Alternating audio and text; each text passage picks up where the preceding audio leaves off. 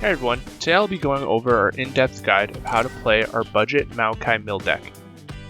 This deck was recently featured in our top 3 budget Legends of Runeterra decks, so if you haven't seen that video, be sure to go check it out as well.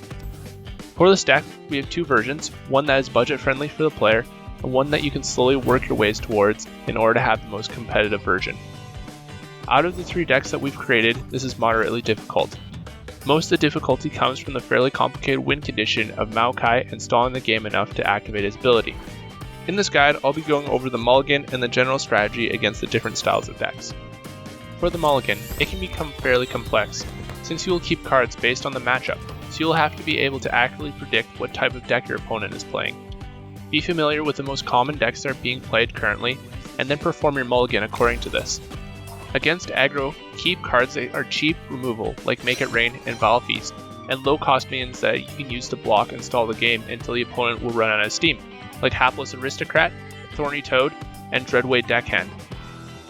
Against a mid-range deck, you'll be aiming for the same style of hand, but most likely will end up using more of the hard removal, like Runation, to clear their board in the later stages of the game. Where things get tricky is against control style decks. In the control matchup, you'll be hard mulliganing for any cards that will draw you cards and get you to your win condition. These cards include Glimpse Beyond, Salvage, and Maokai, your win condition. The general strategy is to win the game by leveling up Maokai, which will obliterate the opponent's deck except for 4 remaining cards. You then steal the remaining cards with Pilfered Goods, effectively ending the game the next turn. When the opponent has no remaining cards in their deck, they lose immediately. Aggressive decks will be your toughest matchup, since they often can burn you down before you get a chance to answer back and stabilize.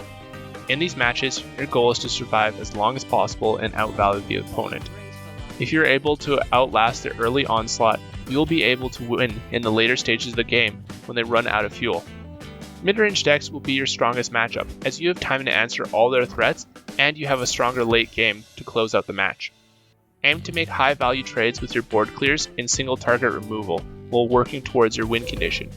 Control matchups is where things get really interesting. In this matchup, you must aggressively draw for your win condition in order to close out the game before the opponent.